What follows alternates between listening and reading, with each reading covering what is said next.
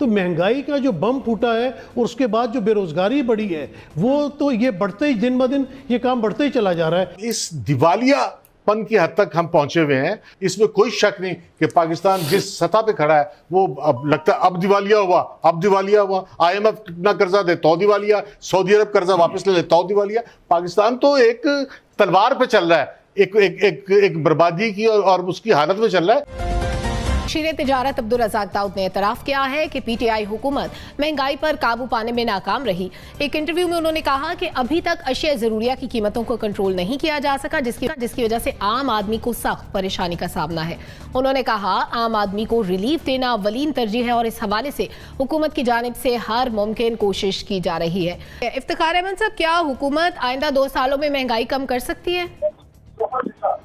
मेरा नहीं ख्याल कि कर सकती है, सवाल ही नहीं पैदा होता।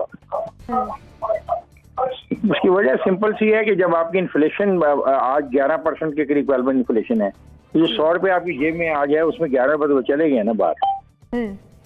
तो फिर क्या आपने खरीदना है? मुझे बताएं कि सुरख मिर्चें ले लें, आप तंदूरी रोटी ले लें, आप गोश्त ले लें, आप दाल चना ले लें, आप दाल मसूर ले लें, आप घी ले लें, आप कोई चीज नेम एनीथिंग और कंपैरिजन उसको कर लें 3 साल पहले की कीमतों से। तो ये हमारा सारा का सारा निज़ाम चलाना चाहता है। मेरा प्राइम मिनिस्टर बड़ा खुश होता है कि बाहर से जो पाकिस्तानी वहाँ पे मुलाजमत करते हैं या मेहनत करते हैं वो पैसे यहाँ पे भेज रहे हैं। उनके पास रास्ते कम होते जा रहे हैं क्योंकि हुंडी का कारोबार ऐसा सा दुनिया में स्क्वीज हो रहा है। तो क्या हम उनके ही पैसों पे सारी इकोनॉमी को चलाते रहेंगे? क्या हम इस पे बड़े खुश होते रहेंगे? ये जो बाकी जो इशारे हैं जो होते हैं एग्रीकल्चर के अंदर है, जो इंडस्ट्री के अंदर है, जो छोटी इंडस्ट्री के अंदर है, इस पे कोई गौर नहीं करेगा।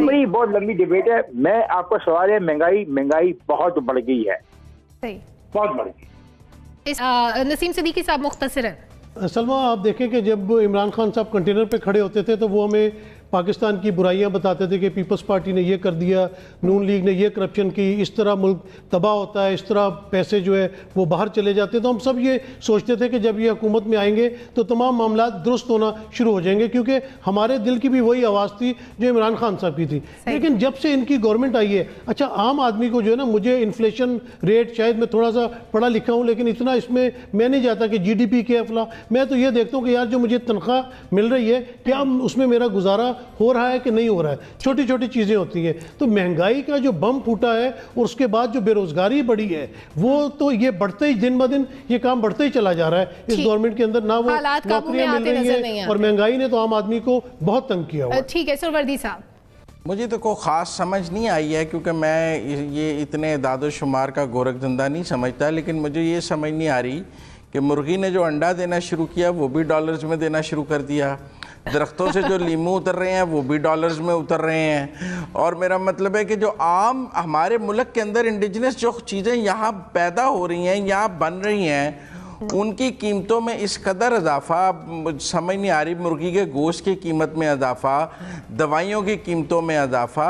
इस हुकूमत ने पिछले 3 साल में एक भी चीज़ की कीमत पर कोई control, rate of the government का बहुत बड़ा मसला है। मतलब जब लॉकडाउन शुरू हुआ तो जो डब्बे का दूध था उसकी कीमत ऐसे ही बढ़ गई क्योंकि लोगों ने खुला दूध लेना बंद कर दिया कोरोना के खौफ से, तो डब्बे का दूध ज़्यादा बिकना शुरू हो गया, उन्होंने उसकी कीमत 20 रुपये बढ़ा दी। तो एक लूट से लगी हुई है इस मुल्क में जिसकी कोई गवर्नमेंट को कोई कंट्रोल नहीं है।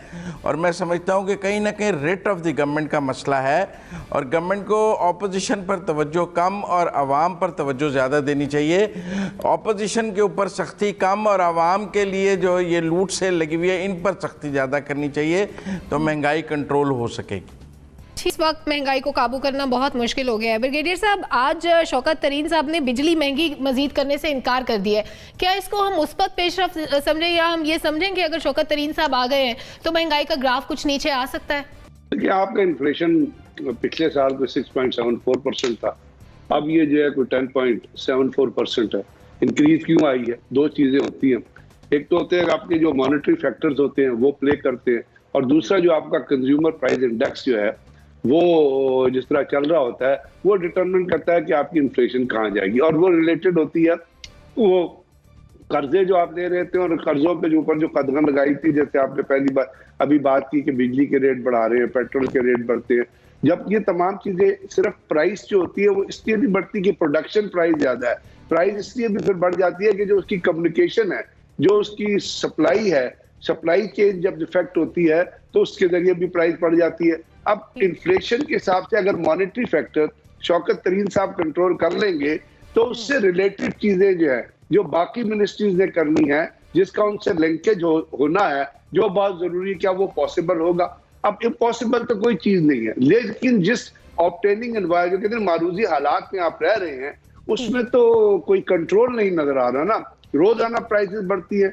अभी आटा तो थोड़े अर्से पहले अपना अगर 840 रुपए था, अब वो 100 रुपए बढ़ गया, किसी ने उसके ऊपर डेली सवाल प्राइसेस बढ़ती हैं और अब मुमकिन नहीं रहा कि एकदम से महंगाई का ग्राफ नीचे आए। वाले हैं तो उन पर कोई कंट्रोल नहीं है, घी है तो वो आपके बस में नहीं आ रहा, आगे ईद आ रही है, चीज़ें बाज़ार से गायब हो रही हैं। और बड़ी अच्छी बात पिछले दिनों एक अदालत में ज़ेर बहस आई कि जो आपने ये टेंट लगा के सारा का सारा सब्सिडी का पैसा इन टेंटों के नीचे बैठे लोगों दुकानदारों को दिया है, इसकी वजह क्या है? और वो कोई सब्सिडी कम नहीं है, अरबों रुपए में सब्सिडी है जो दी जा रही है। कहाँ जा रही है, उसके मकासद क्या हैं, क्या उससे जो महंगाई है वो कम हो रही है? मेरा ज़ाती तजर्बा है कि नहीं हो रही। अब मैं अंजम रशीद साहब से कहूँगा कि उनका ज़ाती तजर्बा क्या है, एक शख्स के तौर पे, एक ख़ानदान के सरबराह के तौर पे, कि जो चीज़ें बाज़ार में बिक रही हैं उसको कैसे देखते हैं? फल, सब्ज़ी, दवाइयाँ, घी, चीनी, क्या हो रहा है? देखो, अगर महंगाई को डिफेंड तो करना बिल्कुल बेवकूफ़ी और जहालत है। महंगाई रुकनी चाहिए, महंगाई कंट्रोल होनी चाहिए, लेकिन इस हकीकत को भी अंडरस्टैंड करना चाहिए कि मुल्क की मौशी हालत है क्या। मुल्क की मौशी हालत ये है कि मुल्क का जो टोटल रेवेन्यू है वो पिछले साल 4000 अरब रुपए इकट्ठा हुआ, और पाकिस्तान का जो कर्जा था वो भी 4000 अरब रुपए था। बाकी जो मुल्क है, आपने जुडिशरी को और ब्यूरोक्रेसी को और जो तनख्वाहें दी हैं वो आपने कर्जे लेके दी हैं। अब इस दिवालियापन की हद तक हम पहुंचे हुए हैं, लेकिन इसके बावजूद एक खुशी की रमक ये नजर आई है कि एडीपी ने कहा है, एशियन डेवलपमेंट बैंक ने कहा है, ऐसे आंखें फाड़ के देख रहे हैं आप, एशियन डेवलपमेंट बैंक ने कहा है कि इस साल ग्रोथ रेट जो है वो 2% होगा। वो 1% की भी तवक्को नहीं थी, आधे परसेंट की तवक्को थी, 2% होगा, और अगले साल 4% होगा। ये एशियन डेवलपमेंट बैंक ने कहा, ये एक बेहतरी है, लेकिन इसमें कोई शक नहीं कि पाकिस्तान जिस सतह पे खड़ा है वो अब लगता है अब दिवालिया हुआ। IMF कितना कर्जा दे तो दिवालिया, सऊदी अरब कर्जा वापस ले तो दिवालिया। पाकिस्तान तो एक तलवार पे चल रहा है, एक बर्बादी की और उसकी हालत में चल रहा है। इसमें इस तरह की बातें करना बेवकूफ़ी की बातें हैं। बहरहाल एक अच्छी मुस्बत सोच रखें, कोई बेहतरी आएगी। बुखारी साहब की बात को अब मैं क्या कहूं, उन्होंने कहा है कि जनाब अली, अगर आपका मुल्क 5% GDP ग्रोथ के साथ ग्रो नहीं करेगा तो अगले आने वाले 4 साल आपके और ज्यादा वर्स्ट होंगे। और जहां तक बात बुखारी साहब बात कर रहे थे, मैं बुखारी साहब की बात को सेकंड करूंगा। जब PMLN की हुकूमत खत्म हुई है उस वक्त पाकिस्तान की growth officially IMF, world bank तमाम ने अनाउंस की थी, 5.8% GDP ग्रोथ का एग्जैक्ट फिगर था। Not the 7%, not 7. एक सेकंड, 5.8 कहाँ है? और आज 2.5 साल में हम 2% पर भी नहीं आ सकते। यही हमारी इन्फ्लेशन का इशू है।